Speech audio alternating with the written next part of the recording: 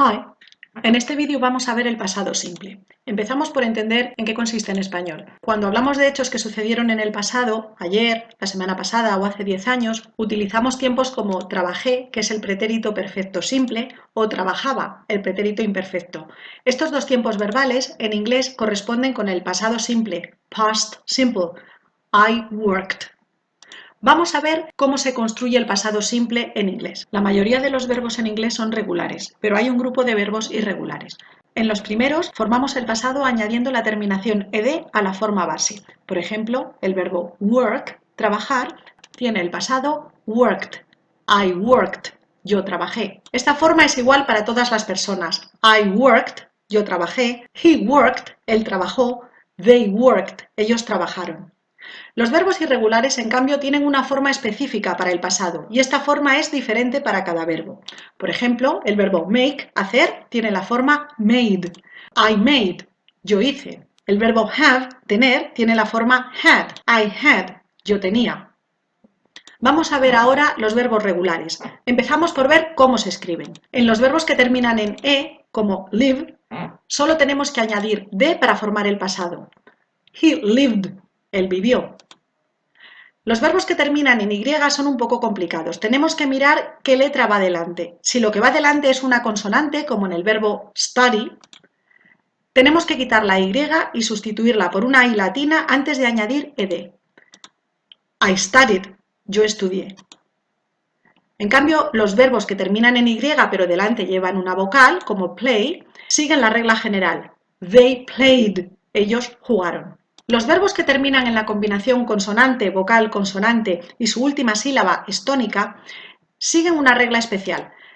Tenemos que doblar la última consonante y después añadir la terminación ed. El verbo stop sigue esta regla. Termina en consonante, vocal y consonante. Añadimos una P más y después ed. I stopped, yo paré. Vamos ahora con la pronunciación, que es muy importante en el caso de los verbos regulares. Tenemos que distinguir los que terminan con el sonido D o T en la forma base y por otro lado los que terminan en una vocal o una consonante que no sea T o D. En los primeros tenemos que añadir una sílaba al pronunciar el pasado y esta sílaba es id. Por ejemplo, want, querer, wanted, quería.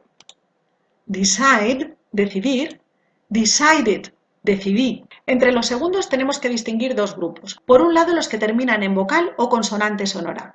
Sabemos que una consonante es sonora porque al poner la mano sobre la garganta notamos la vibración de las cuerdas vocales. En estos verbos, cuya forma base termina en vocal o en consonante sonora, añadimos el sonido de a la forma base para pronunciar el pasado.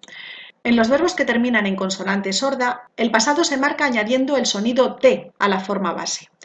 Esto parece muy difícil, pero en realidad nosotros no tenemos que pensar si lo que vamos a añadir es D o T. Los dos sonidos se pronuncian en la misma posición, colocando la punta de la lengua en los alveolos, que es la zona que está detrás de los dientes.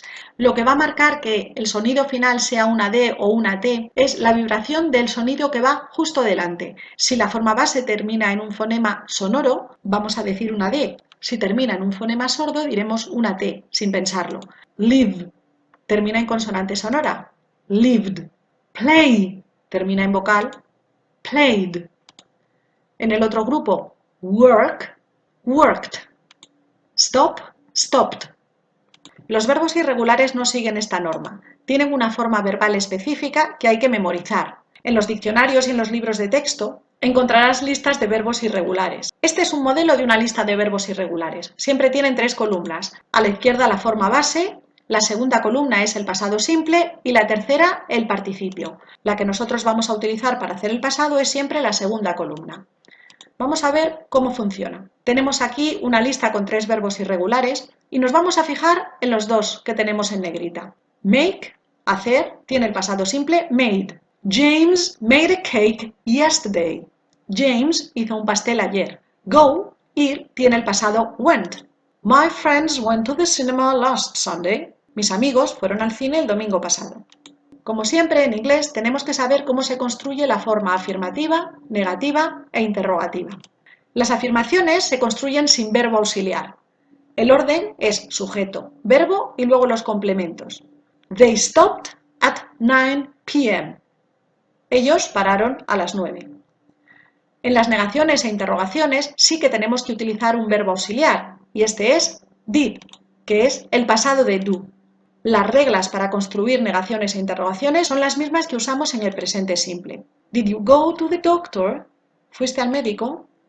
Kate did not make the cake. Kate no hizo el pastel. A veces, especialmente en los libros de texto, podéis encontrar escrita la forma contraída didn't. Kate didn't make the cake. Hay que tener cuidado porque con el auxiliar did, el verbo principal siempre va en la forma base, no en la forma del pasado. Y esto es igual para todas las personas. Esto es todo. Espero que haya sido útil. Podéis hacer ejercicios en inglescepa.blogspot.com.